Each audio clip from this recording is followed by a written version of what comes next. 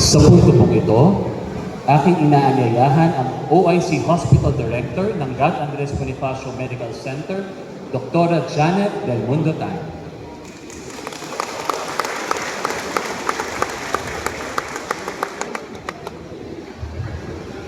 Ating malubot na pagbati sa ating butihing punong lungsod kagalang-galang Francisco Isko Moreno Domogoso, ating City Administrator, Attorney Eduardo Wardi Quintos XIV, Secretary to the Mayor, Mr. Manuel Sarcal, mga kasapi ng sanggunian ng Panlusod ng Maynila, mga sa lahat ng tanggapan ng lungsod at kaagapay nating ospital. Sa inyong lahat, magandang umaga po. Isang malaking karangalan na ipakilala muli ang ating ospital. Ang God Andres Bonifacio ay naitatag sa bisa ng Ordinansa bilang 7947 noong 1998. Sa loob ng 28 taon, patuloy na naglilingkod sa Distrito 1 at sa iba pang mamamayan ng lungsod ng Maynila. Ang God Andres Bonifacio ay isang 150-bed capacity hospital maliban sa serbisyong na itataguyod ng Level 1 Hospital. Ito ay naghahatid ng iba pang espesyalistang serbisyong medikal tulad ng infectious disease control, endocrinology, hematology, pediatric and adult neurology, pediatric and adult nephrology, thoracocardiovascular surgery, hemodialysis treatment program, at iba pa. Ang ating hemodialysis program ay sa pamamagitan ng Flora V. Balisno Shoho Dialysis Center, kung saan tayo ay nagbibigay ng libreng hemodialysis treatment sa mga may sakit sa bato. Mula Enero hanggang Mayo nitong taon, umabot sa 22,275 o 72% ng ating target para sa unang 6 na buwan ng taon. Para sa 380 pasyenteng regular na nangangailangan ng life-saving treatment na ito. Kasabay nito, patuloy nating ipinagkaloob ang libreng hatid sundo sa humigit kumulang na 55 na pasyente na sinimulan ng ating butihing punong lungsod. Palakpakan po natin yun. Upang mas maging maayos, magaang at ligtas sa kanilang pagpapagamot. Bilang sandigan ng dekalidad, patuloy ang ating modernisasyon kabilang ang outpatient queuing system, PhilHealth on-site registration, electronic medical records, sa pamamagitan ng iHomies Plus na mandato ng Department of Health, EMED training at iba't iba pang capacity training programs. Nakamit din natin ang mahahalagang pagkilala mula sa Department of Health tulad ng Hall of Fame Award bilang Mother-Child Friendly Facility, Information Communication Technology Upgrade. Mula sa PhilHealth naman po, PCares Pro NCR Health Facility Choice Award sa ngalan ng Universal Healthcare Law, Infectious Unit Expansion, Manila Dialysis Center, Specialty Center Modernization, Community Medical Missions, at mula sa lungsod ng Maynila, Gold Standard of Recognition for PhilHealth Hospital Charge Revenue Collection. Sa kasalukuyan, nakapagtala po tayo ng 75 to 94% accomplishments sa iba't ibang sangay ng serbisyo sa ospital. Iginagagalak po namin ibalita na sa loob lamang po ng 5 buwan nitong taon, ating nalampasan ang itinakdang PhilHealth Hospital Charge Revenue Target na umabot na po sa 61.6 million pesos, katumbas sa 123.18% accomplishment. Kumpara po sa 42 million pesos kaparehong panahon noong 2025. Lahat po ito ay nasa katuparan natin dahil sa tiwala at suporta ng lokal na pamahalaan at syempre po ang ating dedikasyon magmula sa ating doctors, nurses, healthcare at non-healthcare personnel ng ospital.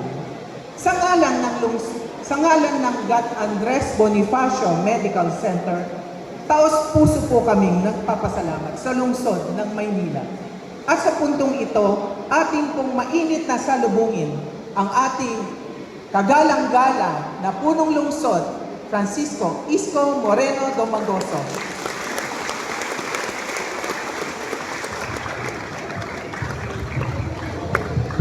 Thank you, Dr. Tan, Director. Palakpakan natin si Director at 10 na kanyang mga kasama. Ay magandang umaga sa inyong lahat. Good morning! Pasensya na kayo, pinagpakasakali ko na baka tumuloy yung ulan. Dahil kanina malakas ang ulan, baka mabasa kayo at magkasakit kayo. Ayaw ko kayong magkakasakit. Kaya nandito tayo medyo maalinsangan naman. No? Alam mo, pagka mainit, umulan, yung singaw ng lupa, baka lalo tayong magkakasakit. So that's why nandito tayo ngayon sa Bulwagan. But anyway, natutuwa ko sapagkat patuloy at unti-unti at hindi titigil ang inyong pamahalang lungsod na pagbutihin, palakasin, at maging mainam ang serbisyo ng ating mga medical facilities. That includes equipment and modernization of their spaces. Today, as we have committed with the people of Manila to shut down Hospital ng Manila Emergency Room for 1 week, which is today is supposed to be, no? After May 24. I'm happy to share to you that in an hour or two, I will be visiting Hospital ng Maynila to dedicate the newly rehabilitated Hospital ng Maynila Emergency Room. It was done on time, as like what Sampaloc, Hospital ng Sampaloc. Total ngayon, ang host natin, Gat Andres, baka naman kayo na sumunod. Wow! We'll never know. Basta hanggat maaari, we wanted to keep our medical and non-medical frontliners in our health facility to have a conducive, healthy, working place. Adapting to existing new technologies to keep them safe and their patient. So, kaya po pumanatag kayo, health center, hospital, and other medical equipment which we just approved last month of the release of additional 200 million pesos of different medical equipments that will be provided to our medical institution. So sa mga taga Maynila, ay patuloy tayong mamumuhunan na palakasin yung ating mga healthcare institution. So, paalala ko lang, ngayong Hunyo ay may kampanya ang Estado at lokal na pamahalaan, yung Ligtas Tigdas. So, mangyari ba, baka may mga kilala kayo magtungo na sa mga ospital katulad ng Gat Andres Bonifacio at saka health center natin para sa pagpapabakuna ng ating mga bata sa lungsod ng Maynila. Again, I would like to recognize the members of the City Council. Palakpakan natin sila. At lahat kayo, ngayong linggong to, masusubukan na natin yung sakripisyong ginawa ninyo dyan sa paligid ng City Hall. Natutuwa naman ako dahil mabilis nagagawa bawat portion. Mate-testing na natin kung totoo ba, kung pwede ba. At kung kulang pa, we will continue to develop our drainage system outside of City Hall. But we started in our own backyard, sa mismong loob ng bakuran natin. So to the God Andres public servants, thank you very much for delivering quality service to our people. Ang Tondo at ang GAT, isa sa pinaka-challenge na ospital.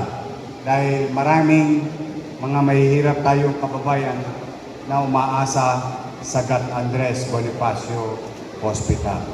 Kaya wala kong ibang ipakikiusap sa inyo is lawakan nyo lang ang inyong damdamin, luwagan ang inyong puso, at pangunawa. Ang taong may sakit, mahirap man, middle class o mayaman, walang mauunawa ang katwiran. Ang alam lang niya, meron siyang nararamdamang hindi maganda. Kaya yung pakikitungo, minsan nakagagamot na kagad yun. Kapag nakikita nila na tunay ang ating pagmamalasakit at paglilingkod sa kanila. Please always smile. Show your beautiful teeth, your tantalizing eyes. When you see a patient, like we're trying to do here, really understand and accommodate them accordingly. Minsan ang inihingi lang ng ating mga kababayan yung maramdaman yung malasakit sa kanila. Hindi tayo magiging perfecto, paminsan-minsan tutukod tayo sa mga gastusin, pero huwag na tayo magtipid.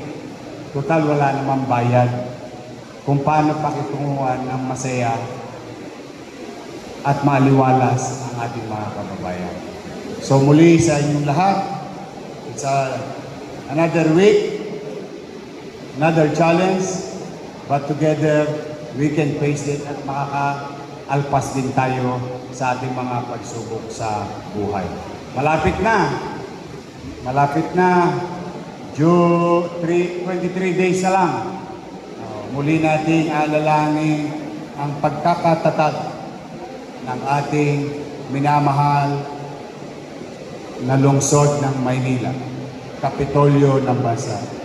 Let the city of Manila be and continue to be the beacon of hope of real public service, and be the window of opportunity for others and the people of Manila. So magandang araw. I love you. Mag-iingat kayo. Huwag kayong magkasakit. Alagaan ninyo ang inyong sarili at gabayan nawa kayo ng buong may kapal. Maraming salamat. Manila! God bless. Thank you.